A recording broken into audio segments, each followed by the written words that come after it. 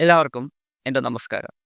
നമ്മളെല്ലാവരും പൊതുവെ പറയാറുണ്ട്, മനസ്സിൽ വിഷമമുണ്ടെങ്കിൽ കരഞ്ഞു തീർക്കണം. ഇന്നലെ ഒരു വ്യക്തി എന്നോട് സംസാരിച്ചപ്പോൾ, എനിക്ക് കരച്ചിൽ വരാറുണ്ട്, പക്ഷേ എനിക്ക് കരയാൻ കഴിയാറില്ല, അല്ലെങ്കിൽ കരയാൻ തോന്നാറില്ല എന്ന് പറഞ്ഞു. കരയുന്നത് കൊണ്ട് എന്താണ് ഗുണം? അത് വളരെയധികം ശാസ്ത്രീയമായി, മനഃശാസ്ത്രപരമായി നല്ല രീതിയിൽ ഗവേഷണം നടത്തിയ ഒരു വിഷയമാണ്. കരയുന്നത് കൊണ്ട് എന്താണ് ഗുണം? ഈ ചാനൽ സബ്സ്ക്രൈബ് ചെയ്യുവാനും മറക്കരുത്, ബെൽ ബട്ടൺ അമർത്തുവാനും മറക്കരുത്. നിങ്ങൾക്ക് എന്തെങ്കിലും സംശയമുണ്ടെങ്കിൽ കമൻറ്റ് ബോക്സിൽ എഴുതി ചോദിക്കാം. എല്ലാ ഞായറാഴ്ചയും രാത്രി 9:30 മണിക്ക് ഞാൻ യൂട്യൂബ് ലൈവിൽ വരുന്നുണ്ട്. നിങ്ങൾക്ക് സംശയങ്ങൾ ചോദിക്കാം. OCD, anxiety, depression, panic disorder എന്നിവയിൽ നിന്നും എങ്ങനെ മോചനം നേടാം CBTയിലൂടെ എന്നുള്ള തരത്തിൽ ഒരു ഇംഗ്ലീഷ് പുസ്തകം ഞാൻ എഴുതിയിട്ടുണ്ട്. അതിൻ്റെ ലിങ്ക് ഡിസ്ക്രിപ്ഷൻ ബോക്സിൽ അവൈലബിൾ ആണ്.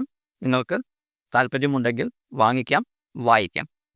നമ്മുടെ ബ്രെയിനിനെ ഹീൽ ചെയ്യുവാൻ, സമാധാനിപ്പിക്കുവാൻ, പല കാര്യങ്ങളിലും ന്യൂറോ പ്ലാസ്റ്റിസിറ്റി ഉണ്ടാക്കിയെടുക്കുവാൻ കരച്ചിലിന് കഴിയും എന്നുള്ളത് യാഥാർത്ഥ്യമാണ്. കരച്ചിൽ നമ്മുടെ ബ്രെയിനിനെ എങ്ങനെ സഹായിക്കുന്നു എന്ന് നോക്കാം. കരയുന്നത് നമ്മുടെ ശരീരത്തിൽ, നമ്മുടെ തലച്ചോറിലെ ഓക്സിറ്റോസിനെയും എൻഡോർഫിൻസിനെയും റിലീസ് ചെയ്യുന്നു. ഫീൽ ഗുഡ് ഹോർമോൺസ് ആണ് ഇവ. Endorphins, oxytocin feel good hormones ആണ്. കരയുന്നത് വഴി നമ്മുടെ ബ്രെയിൻ ഫീൽ ഗുഡ് എന്ന അവസ്ഥയിലേക്ക് എത്തിച്ചേരുന്നു. കരയുക വഴി നമ്മുടെ പാരാസിമ്പത്തറ്റിക് നെർവസ് സിസ്റ്റം ആക്ടിവേറ്റ് ആവുന്നു. അതായത് അജിറ്റേറ്റഡ് ആയിട്ടുള്ള nervous system, sympathetic nervous system activate ആയതിനെ കിൽ ചെയ്ത് പാരാസിമ്പത്തറ്റിക് നെർവസ് സിസ്റ്റം ആക്ടിവേറ്റ് ആവുന്നു.